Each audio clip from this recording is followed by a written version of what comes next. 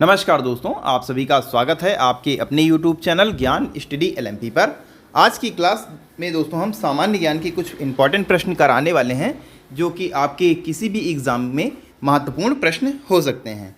और आज की क्लास में दोस्तों हम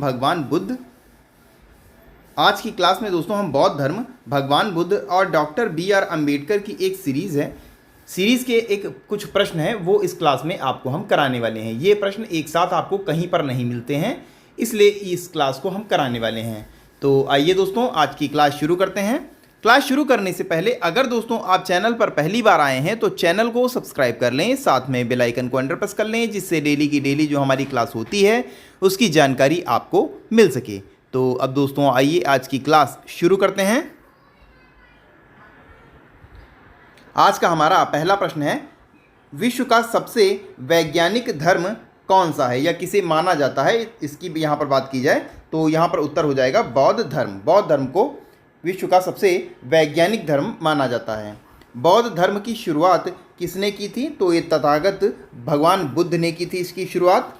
आगे दोस्तों अगले हमारा प्रश्न है, तथागत बुद्ध के माता पिता का क्या नाम था? तो इनकी माता का नाम था महामाया और पिता का नाम था शुद्धोधन। अगला दोस्तों हमारा प्रश्न है, तथागत बुद्ध के बचपन का नाम क्या था?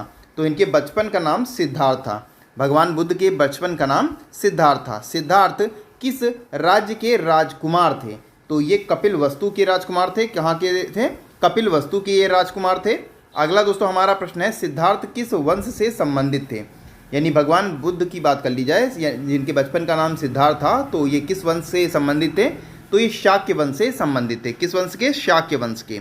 अगला दोस्तों है, तथागत बुद्ध का जन्म कब हुआ था? तो 563 ईसा वर्ष पूर्व इनका जन्म हुआ था। 563 ईसा पूर्व।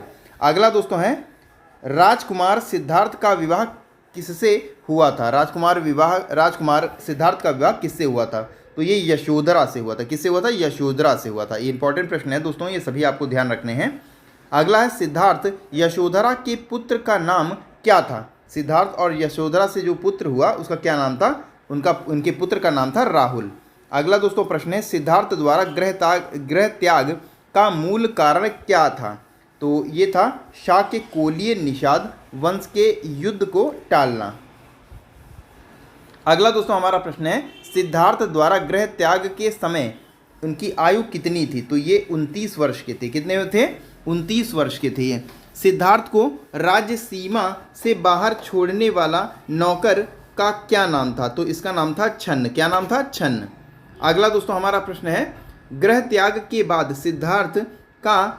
सिद्धार्थ ने क्या निश्चय किया? इन्होंने निश्चय किया ज्ञान की प्राप्ति। अगला दोस्तों हमारा प्रश्न है, सिद्धार्थ ने ब्राह्मण सन्यासियों का साथ क्यों छोड़ दिया? क्योंकि उनका ज्ञान अपूर्ण और काल्पनिक था। उनका ज्ञान अपूर्ण और काल्पनिक था। अगला दोस्तों हमारा प्रश्न है, सिद्धार्थ द्वारा शरीर को अत्यधिक कष्ट का क्या परिणाम निकला? तो इसका परिणाम निकला शरीर बेहद कमज़ोर हो गया। अगला दोस्तों प्रश्न है, 5 सन्यासियों के नाम जो सिद्धार्थ से नाराज होकर चले गए कौन थे? कौंडयन, भदीय, वज्र, असिजी और महानाम, ये दोस्तों थे। अगला दोस्तों हमारे प्रश्न पर चलेंगे। अगला दोस्तों हमारा प्रश्न है, जीर्ण शरीर के लिए सिद्धार्थ को भोजन किसने खिलाया? ये खिलाया था सुजाता ने। किसने खिलाया था? सुजाता ने। अगला दोस्तों प्रश्न है, अंत में सिद्धार्थ को कहाँ ज्ञान प्राप्त हुआ? तो ये बोधि वृक्ष के नीचे इनको ज्ञान की प्राप्ति हुई थी। प्रश्न है दोस्तों अगला, ज्ञान प्राप्त के बाद सिद्धार्थ क्या कहलाए? तो ये बुद्ध कहलाए। क्या कहलाए? बुद्ध कहलाए। बुद्ध का अर्थ क्या होता है? तो बुद्ध का अर्थ होता है राग द्वेष मोह के ऊपर उठा पूर्ण ज्ञानी पुरुष। अगला दोस्तों है, बुद्ध के ज्ञान प्राप्ति का उद्देश्य क्या था? मनुष्य के दुख और अंधविश्वास को दूर करना। क्या था? मनुष्य के दुख और अंधविश्वास को दूर करना। अगला दोस्तों है, बुद्ध ने प्रथम उपदेश किसे दिया था? तो बुद्ध ने प्रथम उपदेश 5 नाराज सन्यासियों को दिया था। किसको दिया था? 5 नाराज सन्यासियों को दिया था। अगला दोस्तों हमारा प्रश्न है, त्रिशरण क्या है? त्रिशरण है, मैं बुद्ध की शरण में जाता हूँ, मैं धम्म की शरण में जाता हूँ, मैं संघ की शरण में जाता हूँ। जो आपने सुना होगा बुद्धम शरणम गच्छामि, धम्मम शरणम गच्छामि और संघम शरणम गच्छामि, ये उसी का अर्थ है यहाँ पर। अगला दोस्तों है पंचशील क्या है? तो पंचशील है प्राणी हिंसा न करना, प्राणी हिंसा न करना, चोरी न करना, व्यभिचार न करना, निंदा न करना, शराब व मादक पदार्थों का सेवन न करना। अगला दोस्तों है अष्टांगिक मार्ग क्या है? तो अष्टांगिक मार्ग है सम्यक दृष्टि, सम्यक संकल्प, सम्यक वाणी, सम्यक दृष्टि, सम्यक संकल्प, सम्यक वाणी, सम्यक कर्मांत, सम्यक आजीविका, सम्यक व्यायाम, सम्यक स्मृति, सम्यक समाधि। अगला दोस्तों प्रश्न है मगध के किस सम्राट ने बुद्ध के धम्म को स्वीकार किया? तो ये स्वीकार किया था बिंबिसार ने। किसने स्वीकार किया था? बिंबिसार ने। अगला दोस्तों हमारा प्रश्न आ जाता है भिक्षुणी संघ की प्रथम सदस्या कौन थी? तो ये थी महाप्रजापति गौतमी। कौन थी? महाप्रजापति गौतमी। अगला दोस्तों प्रश्न है बुद्ध ने किस वर्ण के लोगों को दीक्षा दी थी? तो ये दिया था बिना किसी भेदभाव के इन्होंने सभी धर्म को शिक्षा दी थी। अगला दोस्तों है संघदान हेतु प्रसिद्ध व्यक्ति कौन था? तो ये अनाथ पिंडक था। अनाथ पिंडक था। अगला दोस्तों प्रश्न है परलौकिक तत्वों का बुद्ध के क्या विचार थे? तो ये दोस्तों आत्मा, परमात्मा, स्वर्ग, नरक को नहीं माना इन्होंने। अगला दोस्तों है बुद्ध का महापरिनिर्वाण किस आयु में हुआ? तो ये 80 वर्ष की आयु में हुआ था। अगला दोस्तों है महापरिनिर्वाण किस स्थान पर हुआ था? तो ये कुशीनगर में हुआ था। कहाँ हुआ था? कुशीनगर में हुआ था। अगला दोस्तों प्रश्न है बौद्ध धर्म का सर्वाधिक प्रसार किस सम्राट के? तो ये सबसे ज़्यादा हुआ था सम्राट अशोक के शासनकाल में, महान अशोक। अगला दोस्तों है कलिंग युद्ध के बाद किसने अशोक को तलवार फेंकने पर मजबूर कर दिया था? तो वैद्य भिक्षु उपगुप्त ने इन्हें ऐसा करने पर मजबूर कर दिया था। अशोक ने अपने पुत्री को किस देश में प्रचार करने के लिए भेजा था? तो इन्होंने श्रीलंका भेजा था। भारत विश्व गुरु कब कहलाता था? मौर्य काल में भारत विश्व गुरु कहलाता था। किसके काल में? मौर्य काल में। अगला दोस्तों प्रश्न है विश्व प्रसिद्ध नालंदा विश्वविद्यालय में बौद्ध शिक्षक कौन थे? तो ये बौद्ध भिक्षु थे। अंत दीपो भवः का अर्थ क्या है? तो ये है अपना दीपक स्वयं बनो। अगला दोस्तों प्रश्न है विश्व का सर्वश्रेष्ठ धम्म ग्रंथ कौन सा है? तो बुद्ध और उनका धम्म। अगला दोस्तों है त्रिपिटक क्या है? अगला दोस्तों है त्रिपिटक क्या है? तो सुत्त पीटक, धम्म पीटक और विनय पीटक, ये त्रिपिटक हैं। अगला दोस्तों है वेदों को मरुभूमि समान बंजर किसने कहा है? तो ये कहा है गौतम बुद्ध ने। किसने कहा है? गौतम बुद्ध ने। अगला दोस्तों है सर्वाधिक प्राचीन मूर्तियां किसकी मिली हैं? तो ये मिली हैं बुद्ध की। किसकी मिली हैं? बुद्ध की। अगला दोस्तों है सर्वाधिक प्राचीन अवशेष किस धर्म से संबंधित हैं? तो ये दोस्तों बौद्ध धर्म से संबंधित हैं। किससे संबंधित हैं? बौद्ध धर्म से। बुद्ध के उपदेश की भाषा कौन सी थी? पाली भाषा। कौन सी थी? पाली भाषा। विश्व के कितने देशों में बौद्ध धर्म है? लगभग 56 देशों में बौद्ध धर्म है। लगभग 56 देशों में। अगला दोस्तों है सन 2011 की जनगणना के अनुसार भारत में बौद्धों का प्रतिशत था 0.07। हाल ही में विश्व धर्म संसद द्वारा दुनिया का सर्वश्रेष्ठ धर्म किसे चुना गया? तो ये दोस्तों बौद्ध धर्म को चुना गया। अगला दोस्तों है बौद्ध धर्म के मूल सिद्धांत क्या हैं? सत्य, अहिंसा और स्वतंत्रता। अगला दोस्तों हमारा प्रश्न है श्रीलंका के किस क्रिकेट खिलाड़ी ने बौद्ध धर्म अपनाया है? तो सनत जयसूर्या ने बौद्ध धर्म को अपनाया है। अगला दोस्तों हिंदू राष्ट्र होने के बावजूद भी किस देश में बौद्धों की जनसंख्या तेजी से बढ़ रही है? तो ये दोस्तों नेपाल राष्ट्र में बढ़ रही है। कहाँ? नेपाल देश में। अगला दोस्तों है राष्ट्रपिता ज्योतिबा फूले का जन्म दिवस कब मनाया जाता है? तो ये मनाया जाता है 11 अप्रैल को। ज्योतिबा फूले को ब्राह्मण मित्र की बारात से अपमानित क्यों लौटना पड़ा था? तो ये दोस्तों शूद्र माली होने के कारण। अगला दोस्तों प्रश्न है ज्योतिबा फूले ने शूद्रों के पिछड़ेपन का मूल कारण किसे माना था? तो ये दोस्तों इन्होंने अशिक्षा को माना था। किसको माना था? अशिक्षा को। ज्योतिबा फूले की पत्नी का नाम क्या था? ये था सावित्रीबाई फूले।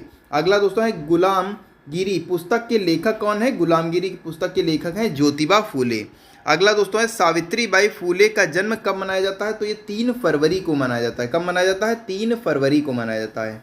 ज्योतिबा फूले ने महाराष्ट्र में शूद्र और महिलाओं हेतु कितने विद्यालय खोले, तो इन्होंने कुल 18 विद्यालय खोले थे। अगला दोस्तों हमारा प्रश्न है देश की प्रथम महिला शिक्षिका कौन थी, तो ये दोस्तों सावित्रीबाई फूले थी। कौन थी, सावित्रीबाई फूले। सावित्रीबाई पर ब्राह्मण कीचड़ क्यों फेंकते थे, क्योंकि वे लड़कियों को पढ़ाने को पाप मानते थे। क्योंकि वे लड़कियों को पढ़ाने पर उसे पाप मानते थे। सत्य शोधक समाज की स्थापना किसने की, तो सत्य शोधक समाज की स्थापना ज्योतिबा फूले ने की। किसने की, ज्योतिबा फूले ने थी।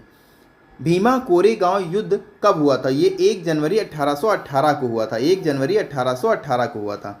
भीमा कोरेगांव युद्ध किन किन के मध्य हुआ, तो ये हुआ पेशवा ब्राह्मण और महार बटालियन के मध्य हुआ था। महार बटालियन के मध्य। अगला दोस्तों प्रश्न है भीमा कोरेगांव युद्ध में विजयी कौन हुआ, तो महार बटालियन यहाँ पर विजयी हुए थे। अगला दोस्तों प्रश्न है पेशवा के 28,000 सैनिकों के मुकाबले कितने महार सैनिक लड़े थे, ये 500 सैनिक लड़े थे। अगला दोस्तों है डॉक्टर अंबेडकर का जन्म कब हुआ था, तो डॉक्टर अंबेडकर का जन्म हुआ था 14 अप्रैल 1891 को। 14 अप्रैल 1891 को। अगला दोस्तों प्रश्न है डॉक्टर अंबेडकर का जन्म कहाँ हुआ था। डॉक्टर अंबेडकर का जन्म कहाँ हुआ था, तो ये मध्य प्रदेश के इंदौर की महू छावनी में हुआ था। अगला दोस्तों प्रश्न है डॉक्टर अंबेडकर के पिता का क्या नाम था, तो ये इनके पिता का नाम था श्री राम जी सकपाल। श्री राम जी सकपाल। अगला दोस्तों है डॉक्टर अंबेडकर की माता जी का क्या नाम था, भीमा बाई इनका नाम था। अगला दोस्तों हमारा प्रश्न है डॉक्टर अंबेडकर के पिता क्या करते थे। अगला दोस्तों प्रश्न है डॉक्टर अंबेडकर के पिता क्या करते थे, तो ये सेना में सूबेदार थे। अगला दोस्तों हमारा प्रश्न है डॉक्टर अंबेडकर की माता का देहांत कब हुआ था, तो 1896 में इनकी माता का देहांत हो गया था।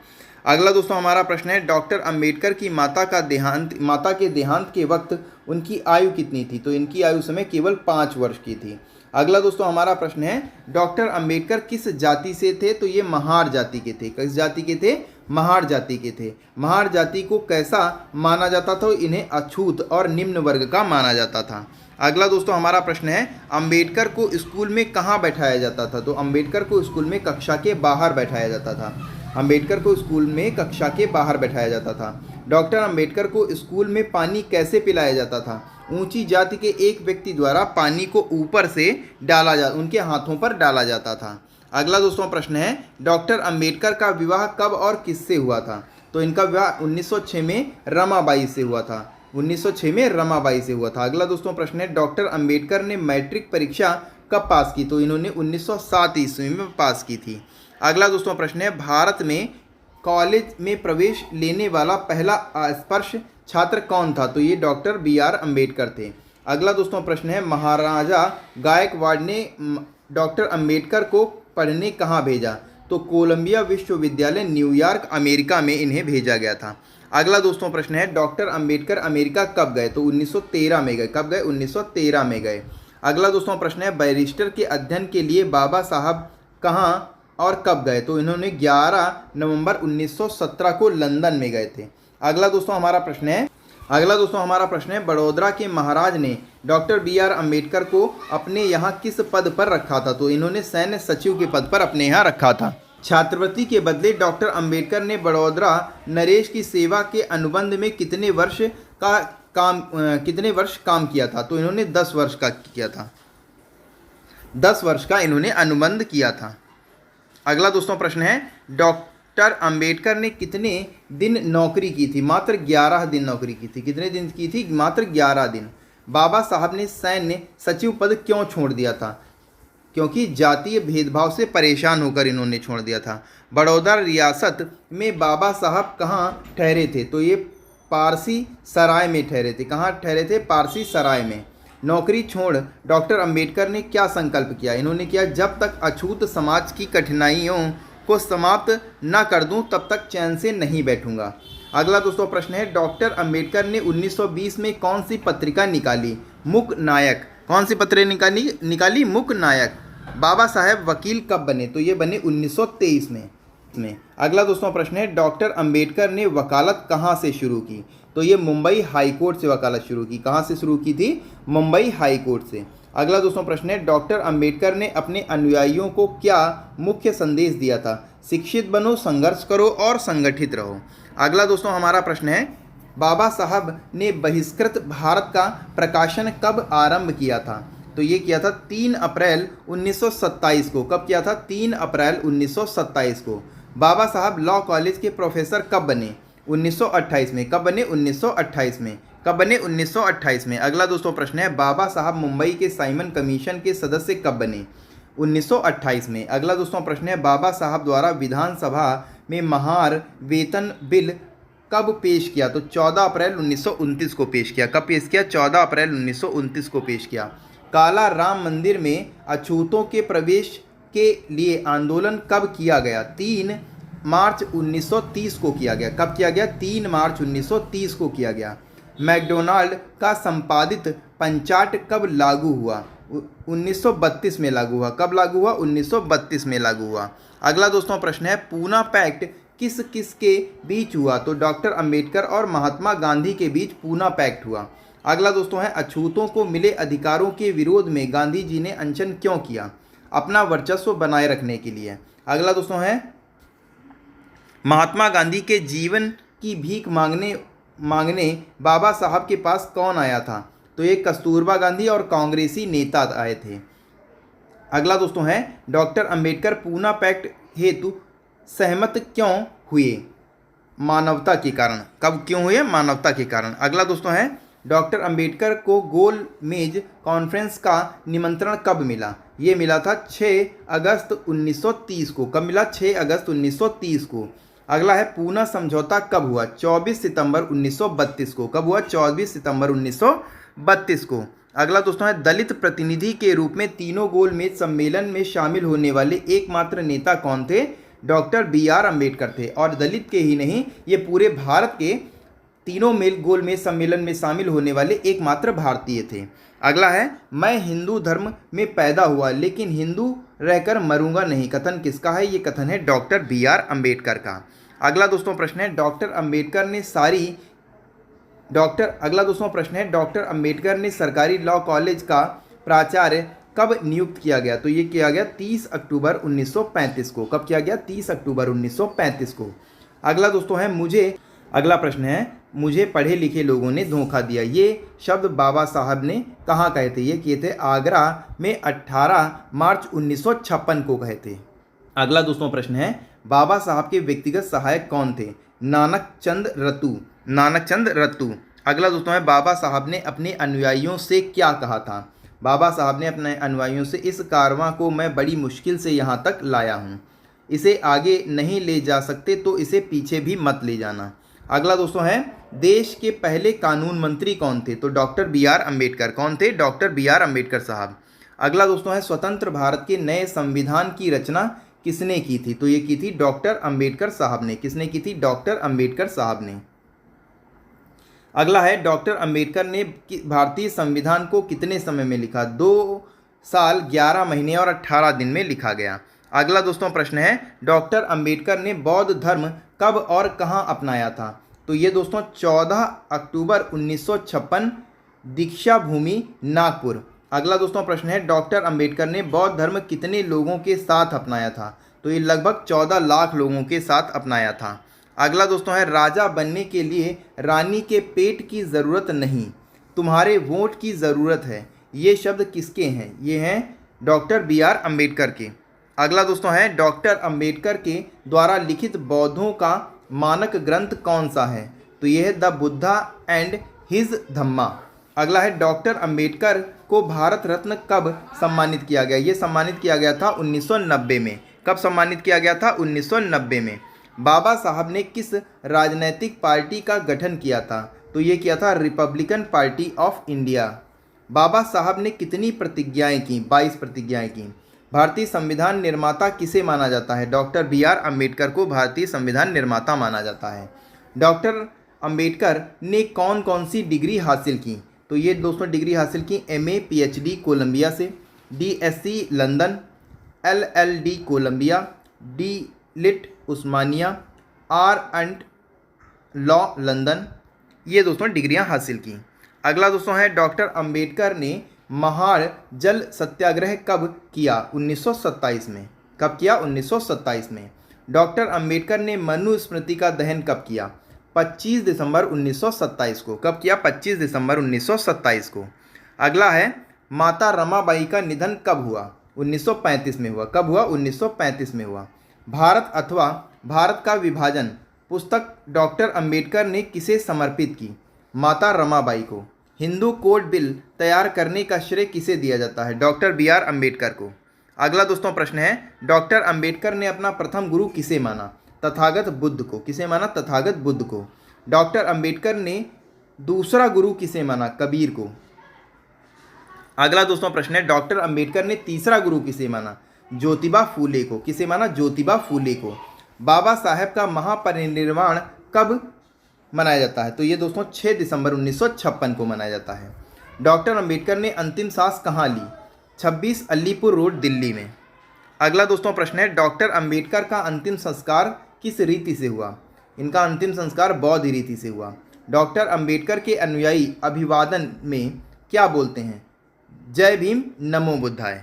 अगला दोस्तों प्रश्न है डॉक्टर अंबेडकर किस उपनाम से प्रसिद्ध हैं? बाबा साहब के नाम से।